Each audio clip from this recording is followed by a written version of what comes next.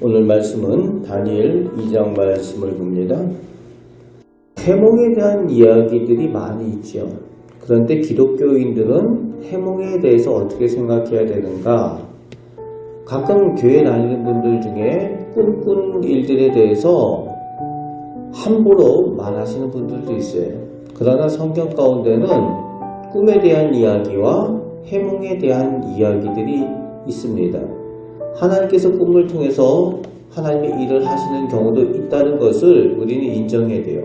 또 한편 그런 내용도 있죠. 꿈꾸는 자는 죽이라고.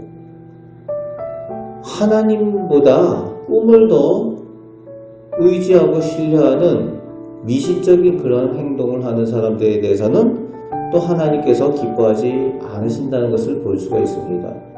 그래서 우리가 하나님 편에 서서 하나님의 꿈을 생각을 해야 된다는 거예요.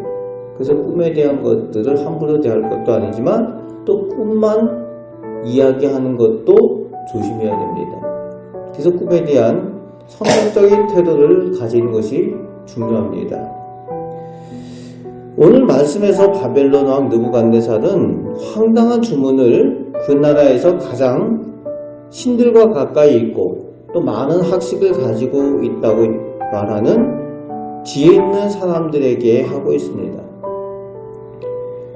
꿈을 꾸었는데 무슨 내용인지 기억은 나지 않는데 범민이 되어진다는 거예요. 분명히 중요한 꿈을 꾼 것 같은데 기억은 나지 않아서 잠을 이루지 못한다는 겁니다. 그래서 사람들을 부르는 거죠.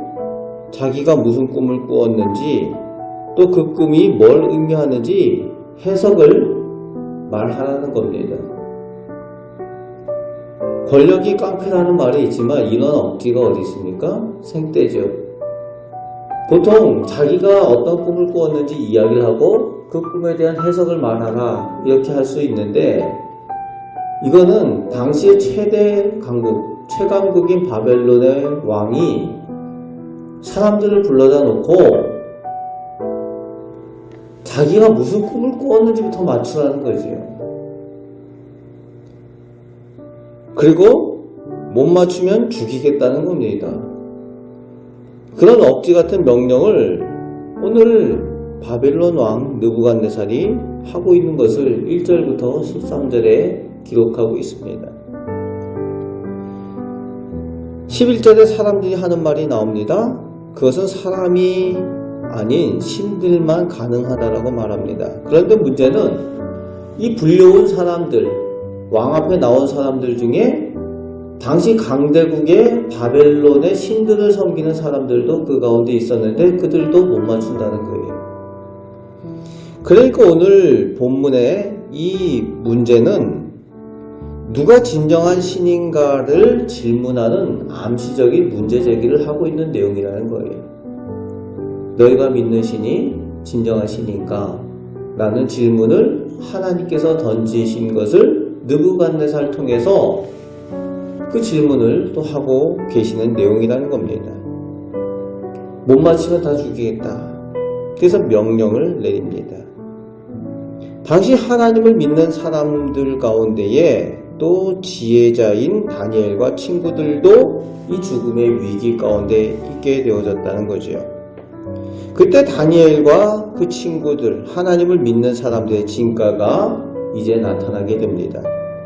16절 말씀에 그리 대장에게 왕이 잠시 시간을 주면은 제가 그 꿈과 해석을 마치겠습니다. 그렇게 다니엘이 말합니다. 그리고 17절 18절에 그의 믿음의 친구들에게 하나님께서 그 은밀한 것을 알려주셔서 그 죽음의 위기를 극복할 수 있도록 하나님께 구하라고 함께 기도하자고 요청을 합니다. 중보 기도와 합심 기도가 얼마나 중요한지 또 그 능력의 힘을 또 알게 해주는 내용입니다. 함께 기도합니다. 그리고 하나님께서 다니엘에게 그것을 보여주셔서 환상으로 보여주셔서 25절부터 45절까지 하나님께서 보여주신 그것을 가지고 느부갓네살에게 그 꿈의 해석과 그 내용을 다 전하는 것을 보게 하십니다. 그리고 다니엘의 고백에 나오죠. 사람이 하는 것이 아니라 내가 하는 것이 아니라 여호와 하나님께서 하십니다 라는 고백을 하게 합니다. 46절부터 끝절 49절까지 왕이 억지 쓰는 사람, 생떼 쓰는 사람인 줄 알았는데 그 왕이 그런 왕이 아닌 것을 알게 됩니다. 강대국의 왕이 다니엘이 그 꿈의 해석을 하는 것을 보면서 왕이 다니엘에게 엎드렸다는 거예요. 최강대국의 왕인 느부갓네살이 다니엘에게 엎드려 절하고 그에게 선물을 줄 만큼 어떻게 보면은 다른 사람들보다 다른 왕들보다 오히려 지혜로운 왕이 느부갓네살 왕이었다는 거예요.